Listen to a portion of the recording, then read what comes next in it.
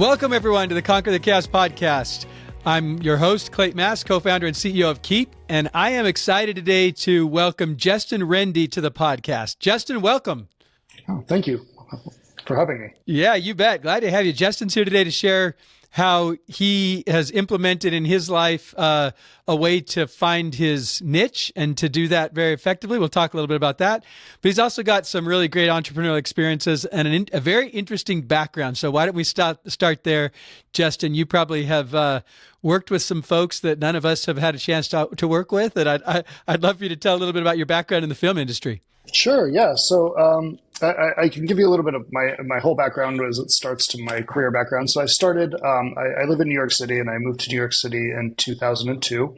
And I started working for some technology companies in 2002. And through that time, I was a younger guy in New York and just out of college. And I wanted, frankly, what I thought was a cooler job at that point in time. And so something that could get me into more access into better parties and clubs and hang out with what I would consider like a better social group. And so I ended up working through some of my friends who I had known here. I ended up getting a job working in film for a film company here based in New York. There's very few of them. So I think if you kind of think about who they are, you can probably narrow it down in terms of who they are. Did you get on the A list that you were hoping for? Yeah, I think so. I mean, I got on the A list that I was hoping for. I soon realized that there wasn't really much to the A list anyway, and that it wasn't actually what I all thought it was going to be. But that working for that film company did actually give me the access to the A list celebrities and socialites, I guess, within New York City that I wanted to at one point wanted to have access to. Yeah, that's fun. It's also fun to kind of realize that it's not all it's cracked up to be. And, you know, I'm sure that you have lots of stories and experiences about that. Well, cool. I'm glad that you're here to share with us your entrepreneurial experience. Maybe just give us a little background of how you went from being in film to becoming an entrepreneur. Yeah, so when I was working in film, like I said, I ended up kind of going into this industry because I wanted something that was what I considered at the time a cool job that would give me access to things. And it wasn't because I was necessarily like a filmmaker or was overly passionate about film. I just wanted something through a lot of my friends who worked in PR or fashion or whatnot, something that would kind of allow me that sort of lifestyle through my job. Yeah. And while I was doing that, I ended up getting a job, like I said, working for a film company that kind of gave me access to those sort of people and to that sort of lifestyle. And it was grueling work. I think when you work for a film company, you realize that everyone wants your job, especially in New York. And so you have to be at 100% all the time, because if you're not, someone will come up behind you to try to take your job. So it gave me really good work ethic by doing that. Mm-hmm. Which was great, because that also translated well when I started my own business. But I think one of the main things that I really took about working with film is I was surrounded by celebrities, I was surrounded by industry executives all the time, and I really got to know these people as people. And people that I, before working there, really idolized or thought, oh wow, this is like someone I see on movies or big screen, like on TV or whatnot, or someone that I think of as being kind of better than just a regular guy like me. You end up getting to know them and you're like, oh, they're just people like me with their own insecurities and their own problems and issues and their own qualities and their own things that they're good at, their own things that they're bad at. They're no different than anyone else. Mm-hmm. And I think through the experience of engaging with all of these different sort of high profile people, it really gave me the confidence that I needed to be able to start my own business, because I realized that you may idolize someone, but then when you actually get to meet them, they're just people, just like you and just like everyone else. Yeah, that's great. Yeah, that I can see how that would really translate to confidence as an entrepreneur, enabling you to maybe break down some of the normal barriers that we have as entrepreneurs, some of the things that might cause fear or cause us, hold us back, limiting beliefs, things that would prevent us from achieving the growth and the success that we want. So, that's cool that you were able to take that from your film industry experience, and then translate that to entrepreneurship. So what was it that you decided to jump into as you started life as an entrepreneur? Well, like I said, I was working in film, and I think after the novelty of working in film and realizing that, hey, this isn't what I'm passionate about, kind of wore off. And the access that I had was great. But again, after meeting all of these celebrities and industry executives, you're kind of like, meh, they're just like people. I realized that I had a choice. I could move to Los Angeles if I wanted to continue to work in film, which wasn't really, I'm a New Yorker at heart. I love New York City, and I'll never not be part of New York City.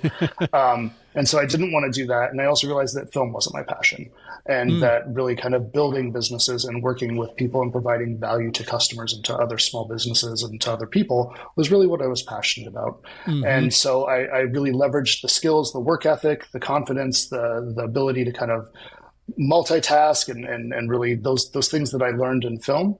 I decided that I wanted to take over and go back and work in technology. As I mentioned before, when I first started in New York, I was just working for a small technology company, and that was more my passion, but it was kind of overshadowed at that point in time by wanting to have a cool job. So I took all of the skills that I garnered in the film industry, and then I kind of leveraged those to go back and work in technology again. And start at a smaller consulting company that I worked at for a while. And then I realized that my work through this consulting company, that I wasn't really relying on them for a lot. I was kind of doing all of these deals myself, kind of bringing in third parties to kind of facilitate the services that I needed to do, and kind of leveraging, not really leveraging any of their resources, kind of doing everything myself.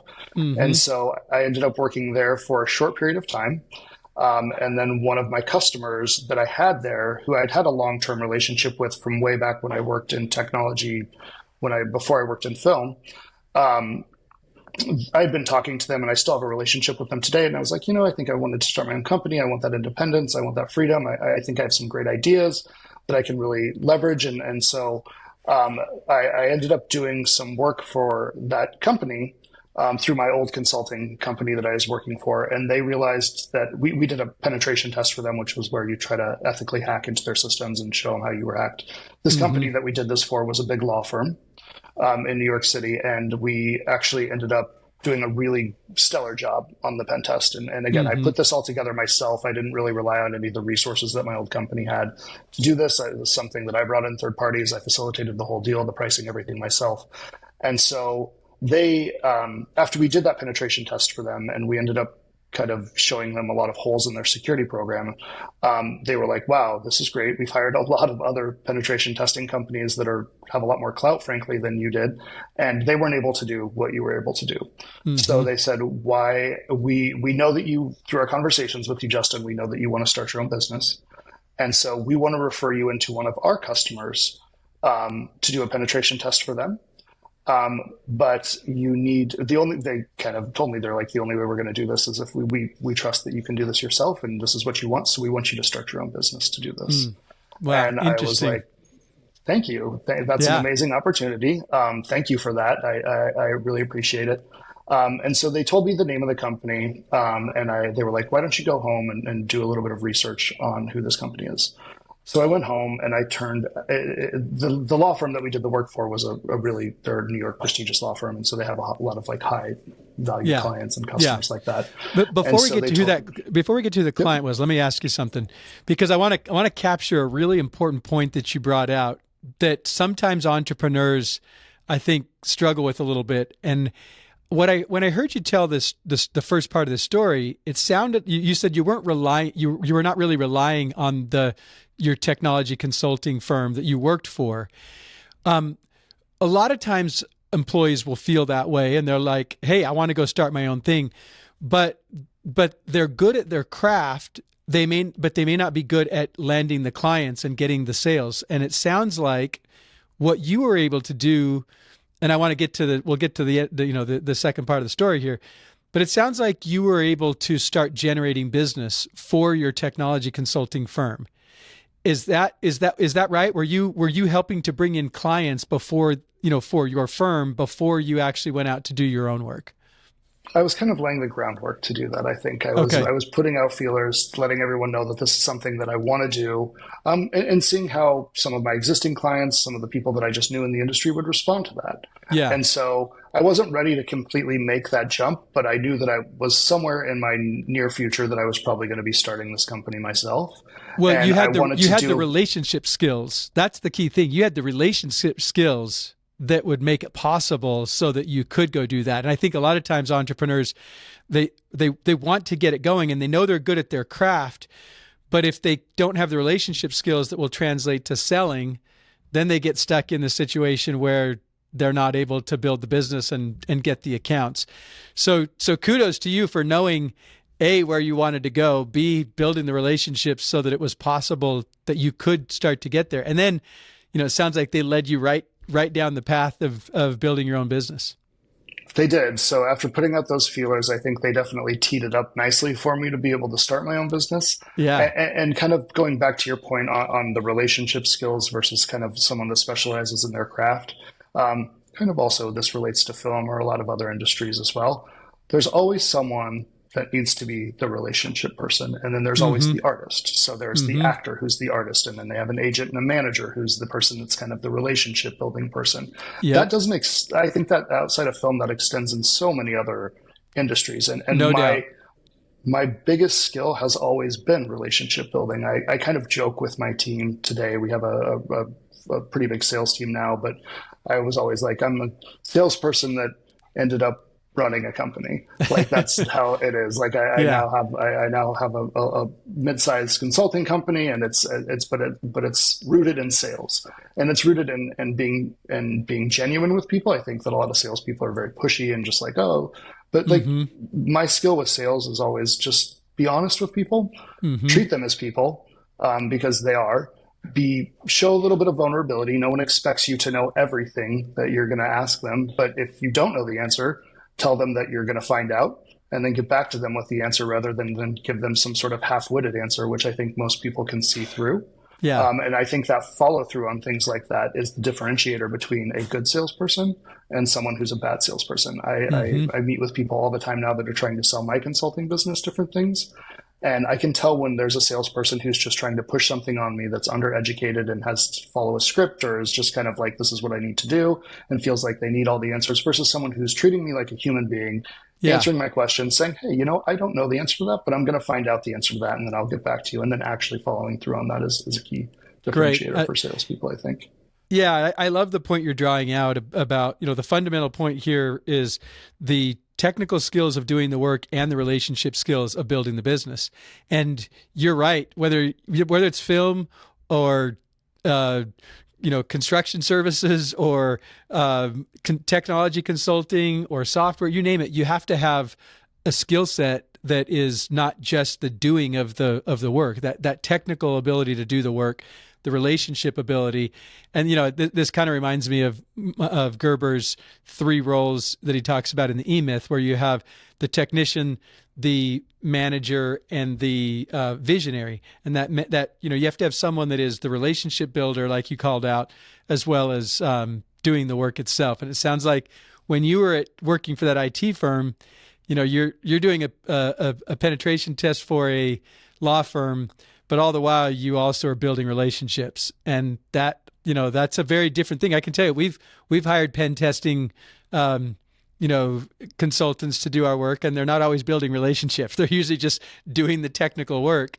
And so good on you for knowing where you wanted to go and then starting to build the relationships to make that possible. So tell us what happened. So you go home. They let you know the name of the client. You start doing a little bit of work or a little bit of research on them, and then what happened? Yeah, so we obviously have an NDA with this customer, so we can't say who they are, but I can tell you that it is a very, very high net worth customer. That if I were to say the name of this customer, everyone that listens to this podcast and probably across the world would know who they are. Yeah. And so I was like, oh, wow, thank you for this. This is a huge opportunity for this person to want me to come in and do a penetration test for them based on the fact of who they are and all the technology resources that they probably have at their own disposal. So thank you. So I quickly went home and I knew, like, again, I had to present myself to this new prospect that the law firm referred me to as my own company. So I went home, I quickly put together a website on Wix, and I gathered all my contracts, made everything like legitimate, started an LLC, all within a matter of days. Hmm. And I knew that I had to act quick on this so that I could make this, I could make this deal happen. And then I reached out to the customer and I said, hey, we were just referred to you by this law firm in New York City. And they were like, oh yeah, we heard great things about you. And then we ended up scoping out what they needed and conducting a penetration test for them as well.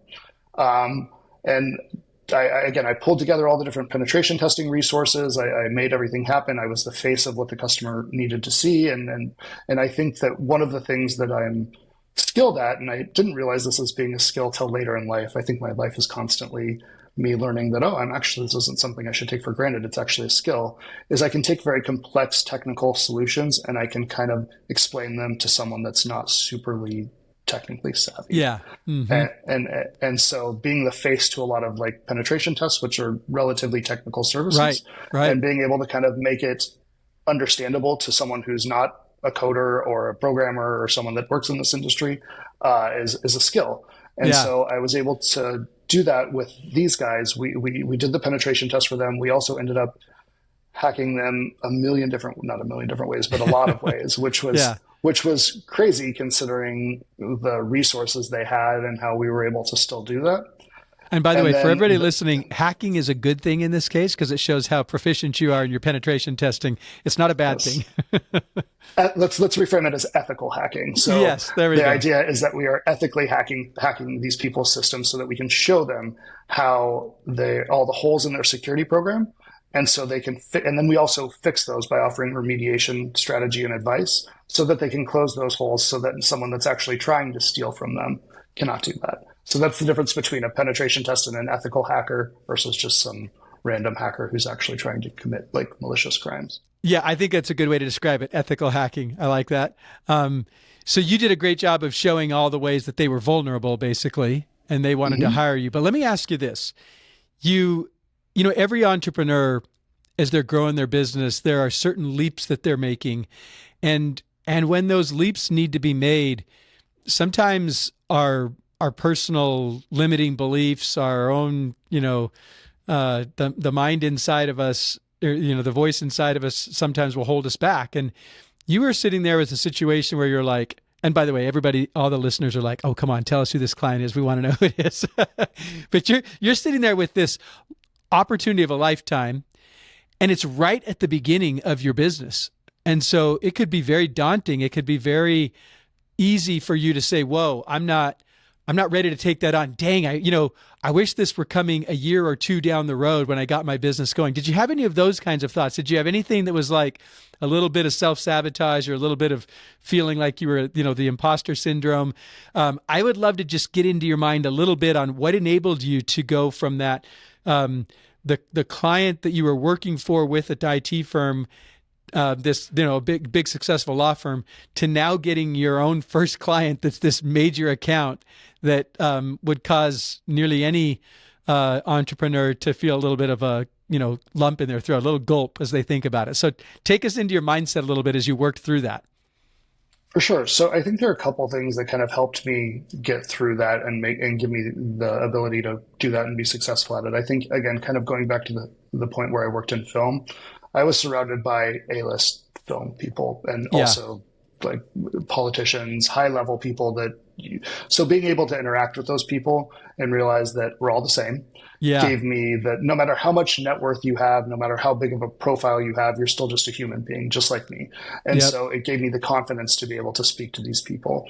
I think looking at what was presented to me in front of me, I was like, is this a huge opportunity for me to prove myself? 100%. But when someone offers you something that's so perfect, I guess, it would have been foolish for me to turn it down. And so I knew that this was my opportunity to kind of prove myself. And so I was nervous. By all means, I was nervous about it. Sure.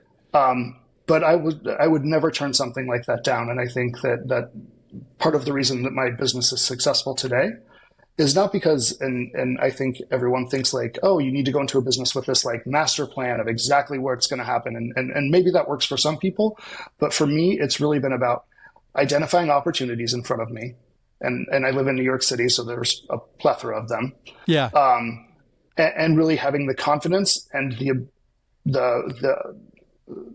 I want to say like the skills to kind of break things down and like problem solving skills to be able to figure out a solution to these problems. And so those are really the three key things that I feel like I honed in on. I had the confidence. I really kind of know, or I think I know, how to do problem solving pretty well. I break things down to what they are very small, and then I kind of dilute that into what the actual problem is. Yep. And then just the opportunity that was posted in front of me was like, I would be stupid to turn this down, even if it wouldn't have turned out well. Right. Then I just would have been back to square one, which is like, right. I have to go back and do this myself. So it was something where I just didn't want to turn it down, and I had the confidence to know that I would be able to do. I didn't know I would do as good as I did, but I had the confidence to know that I'd be able to perform a quality service for these people, and that we would be able to turn around a good penetration test for them. And you'd had a great experience with the law firm. You'd had experience with other clients, and you had been building toward this opportunity to start your business for a while. I just think it's awesome that you had the confidence in yourself and your ability to get in and figure out the problems. And I think that, there's a certain amount of unknown that entrepreneurs need to be comfortable with in order to go to the next level, in order to move to the next stage of success. And sometimes I think we hold ourselves back because we get a little too intimidated by that unknown. You said it perfectly. You didn't know certain things, and you didn't know how well it would turn out, but you believed in your ability to break down the problem into its pieces. You had confidence in yourself, and you saw this opportunity and you went for it. I'm glad we talked about this story, because it reminds me of something. I see this all the time with entrepreneurs. I've experienced it myself many times. And I remember when I was a teenager, I had an experience that set me up to be able to take on these defining moments in entrepreneurship. And I'm calling this, a defining moment when you have an opportunity to step up and take the business to the next level. But it requires courage, it requires confidence, and it requires a commitment to solving the problem, a commitment to excellence that you're describing. And that courage, confidence, and commitment is something that some people can only do if they've done a whole bunch. Like they can only prove it to themselves. They have to have proven it to themselves. And I remember, on the other hand, there's like this whole fake it till you make it, and I don't know if I can do it. And that's not the right place either. There's a quiet confidence that I will go figure it out. And I remember when I was about 17, I was sitting at my uncle's house, and he was a commercial photographer in Los Angeles. I don't think I've ever even told him this story about how impactful it was on me. And he was talking about this account that he had with a major household name. Well, I'll just tell you, it was Honda. And he was describing how he got this account. And it might have been Olympia Cameras. It was one of those two. He had two really big accounts. And they had asked him to do some things. And at the time, he didn't know how he would do them. And but he knew that in order to land the account, he had to deliver what they wanted to do. So he just said, "You bet, we got it. Oh yeah, we can do this." And so he got the account, and he said, I walked out and I was like, I got to figure this out. I don't know how I'm going to do this, but I know we'll figure it out. That kind of confidence was very impactful to me at age 17, because I saw a successful entrepreneur who could have very easily been intimidated by the marquee name of the client that he was trying to win, could have been intimidated by the new technique that he was going to need to figure out in order to produce the work product that they wanted, could have been intimidated by any number of things. But he also recognized he needed to be on the spot in the moment. He needed to give them the confidence that he could do the job. And he did, and he had the client for years and years. And, I think about how many times entrepreneurs maybe we take ourselves out of that game when the defining moment intimidates us a little bit too much. And what you've illustrated is you called out work ethic early on in this conversation. You called out the relationship building skills, and you called out your personal confidence in your ability to dig in and figure out problems. And just, that figure it out gene in entrepreneurs when we face uncertainty is something that's so powerful because it enables us to step up. It gives us that courage, confidence, commitment to step up in defining moments. So I love that you shared that story. That was fantastic. I didn't expect we were going to uncover that one, but very cool and good on you. So maybe just take a couple minutes and tell us what happened after that with the business. You can tell us where you are now, but maybe from that marquee client that you got to where you are now, give us a little bit of your entrepreneurial journey. Sure. So we were just doing, like I said, it was ethical hacking penetration testing at that point in time. This was back in 2015. We did an amazing job for that high sort of net worth client. And they in turn then started to refer us into a lot of other high net worth clients, a lot of banks, law firms, foundations, things like that in New York City, where we would conduct more pen tests, which was great. I love them. You can charge a premium, especially when you're working for companies that are making billions of dollars and they want to keep their assets and everything secure. You can charge a premium for that. But I also knew that this wasn't where I wanted to be. I wanted to align more with companies that I could relate to better. Yeah. I don't have a lot in common with a multi-billion-dollar hedge fund. I don't have a lot in common with sort of these older enterprise-sized businesses. I had a lot of friends, again, at that point in time that worked at startups and worked in the startup space. And so and if I'm being completely honest, I was used to coming from working at jobs where I was getting a paycheck every 2 weeks and having this consistent income, where I was doing pen tests, which the pen test payments were much bigger, but there'd be like a pen test and then there would be 2 months where I wouldn't have anything. Right. And then there'd be another pen test. And I was younger at that point in my life. And I was like, I don't know if I'm good enough with money to be able to live off this with this sort of lifestyle. I need to understand what's coming in terms of my cash flow. Yeah. And I didn't always want to be fighting for my next sort of deal. I wanted to know, I wanted the consistency of having okay, I know that I'm going to have this at least for another year or something like that.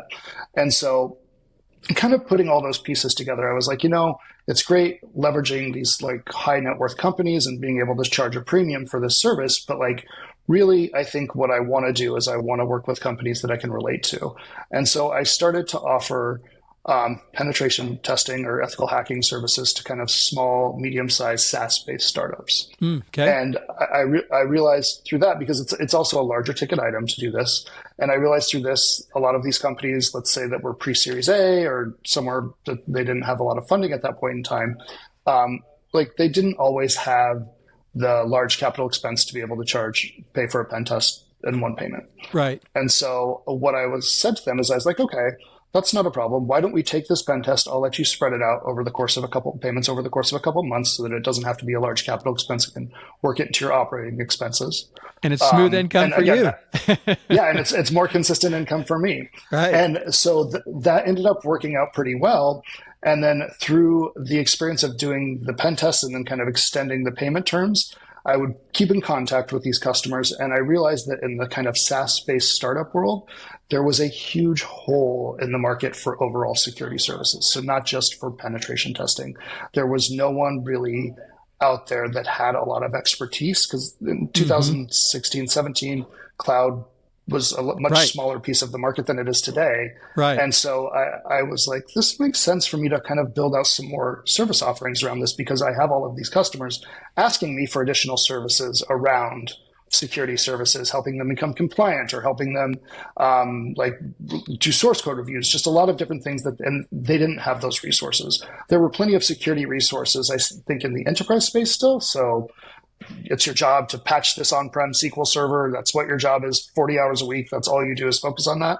But when you migrate to the cloud, it's a much more kind of overview style of a security program, because a lot of your infrastructure is being outsourced to AWS or Google or Microsoft. And so you don't need someone full-time to just be patching a server. You need someone to build a program for you and build a scalable, robust, secure program. Yeah. So through my communication with these people and realizing that there was a huge hole in this market, I decided that I wanted to build out really a CISO service, a vCISO service, which is a Virtual Chief Information Officer service. and offer it at a competitive price that these startups could afford.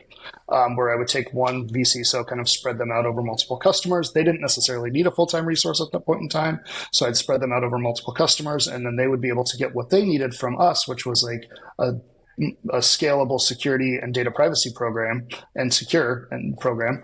And then I would be able to kind of leverage that vCISO resource on multiple accounts so that I could afford to pay their salary because I wasn't just collecting from only one customer on them. Yeah. And yeah, that really kind of blew up. This was around 2018, 2019. And again, since I think I don't want to say pioneered cloud security services because I don't think I was the first person to do it. But since I decided to exclusively focus on that and realize that, you know what, there's still a lot of the money still exists in the enterprise on-prem space, but definitely cloud is the future. I can relate to these companies a lot more because they're smaller, they're closer to my size, they're starting up.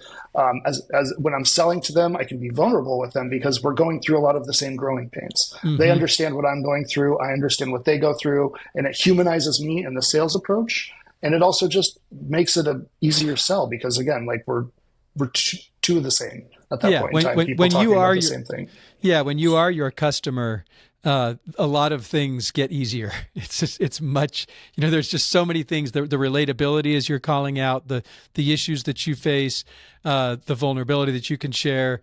And so, you talked a little bit just before we got started here about finding your niche. And we I mentioned, let's dig into that a little bit as we come to, toward the end here. I'd love to, I believe that this is one of the most significant contributors to chaos that entrepreneurs experience. They are not clear enough on their ideal customer. They're not clear enough on their target market, and they end up taking all kinds of different business, and it takes the profit, it takes the fun, it takes the growth out of the company because they're not sticking to their niche. I mean, we say all the time, there's there's riches in niches. Help us understand a little bit about your strategy for doing that, because I think this is super valuable to our listeners in the discipline of honing in on their niche so that they can create a more enjoyable, lucrative, and a fun business. So, any thoughts you have for the audience on that? What you've done or what you've helped your clients do? So I think in terms of how we found our niche, like talking about what I just talked about, I think one of the things that I was willing to sacrifice in order to work with these kind of smaller based startups was money. At the time, like again, working for a multi-billion-dollar hedge fund, they're going to pay me a premium. But I realized that wasn't necessarily the future, like I said before, and where the money may not be in sort of cloud-based services for startups. I know that technology is transitioning to the cloud. And I know that I can relate to these customers better. Again, I can't relate to a multi-billion-dollar hedge fund. We don't have the same problems. Right. And so being able to say, okay, you know what? I'm not going to look for the fast money. I'm going to look for something that I think is more sustainable and is going to last me longer in the future was part of what helped me find that niche. Okay. And then after I started to sell into that space and realized that, again, they are going through the same things that I'm going through, I can relate to them much better. It just made my entire process easier. Yeah. Because again, coming as a salesperson, being able to relate to someone who's buying something from you, a service or a product or anything like that, because you're going through the same pains, makes that sales process so much easier because you understand so much more about them. And so I think when people are looking for kind of what their niche is, I think they should lean into what they're good at. You can't be good at everything. Right. And you shouldn't necessarily, it depends on what you're starting your business for. But a lot of times, I mean, most people start business because they want to make money unless you're a non-for-profit.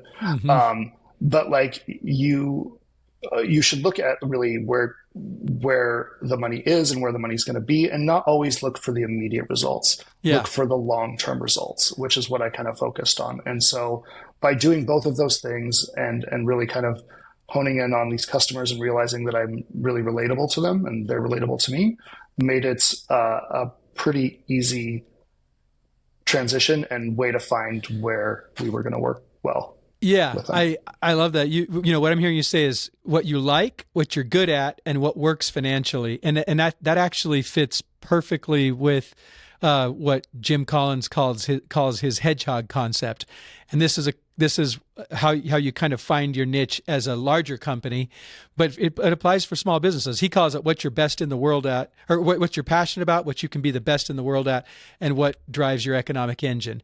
And you think of it as a Venn diagram with those three circles. Yes. And when you can find the center of that, passion, what you can be the best in the world at, and what drives economic engine, the center of that is where you really find a sweet spot. And so for our listeners, I just want to draw that. That's what you've done. That's what you did, Justin. You like it, right? You found the kinds of businesses you like. You're like, hey, I'm really good at this. I can do this really, really well. And then I think that, part of the genius in what you did is you figured out an economic engine that works well. On the one hand, you were willing to take less pay, but you found ways to make it smooth and consistent and more predictable. More stable. Yeah, you productized in a way that enabled you to get that. So I just think that's a great lesson for people. What do you like? What are you good at? And how do you make it work from an economic standpoint? And sometimes it requires a little bit of ingenuity, the way that you described, Justin. Well, that's awesome. I love your story. And, I want, as we come to an end here, I'd love to get your thoughts on this. As I listen to it, kid in New York City who wants a cool job, who, actually had a job in technology, but wanted the cool thing, went and did that, learned that don't have to be starstruck. You can be confident in yourself, and then got back into technology, which is what your passion was, but it was leading you all the while to entrepreneurship and finding your niche. Pretty awesome story. Is there anything, as you look back on that you think, what do you take from I wanted a cool job? Do you think it served you the way you wanted? Do you have any lessons about that? Do you feel like it distracted you or served you, or, just would love to hear your observations about it? I think it served me. I think I took, again, looking at the opportunities that are in front of me, I think I took what was best from that, which was really learning that, like, I can talk to the president of a country, or I can talk to an Oscar winner celebrity, and they're the exact same as me. And so I think, and learning the work ethic, because I knew in technology, like, your jobs aren't as indisposable as they are when you work in film. Like, there's 100 people lined up to get your job to work in film because they want to meet celebrities and all the cool reasons that I wanted it too. Yeah. And so I learned that I had to work hard, and that I shouldn't take my job for granted. And I learned that everyone, again, is pretty much, no matter how much of a pedestal you may put them on because of their role, or because you see them on TV or whatever, we're all human beings with the same sort of thoughts, insecurities. And so taking those things were truly valuable for me. And I don't know that I would have been able to start my career without learning the confidence by meeting all of these people, and by learning the work ethic by working, because I knew that if I didn't, I was gone to start my own company. So it really, I think it worked in my favor. And I believe, like, at a high level, like, everything happens for a reason. And I think that you should really kind of look at what happens and try to there's a whole lot of awful things that happen to a lot of people, me included. There's been horrible things, but, like, you should always try to learn something from that. And then you can take something that is a negative and potentially gather some sort of positivity out of it. No doubt. Absolutely. I mean, that's life. It's teaching us constantly if we let it, right? And I think you said it really well. That experience gave you confidence and work ethic. And those are two of the most important ingredients for success as entrepreneurs. So I love it, Justin. It's been so fun talking with you. Thanks for sharing your wisdom with our audience. Any last thoughts that you want to share as we wrap up this episode? No, I would just say that if anyone on here is considering being an entrepreneur, it's some of the most rewarding things, or it's one of the most rewarding things I've ever done in my life.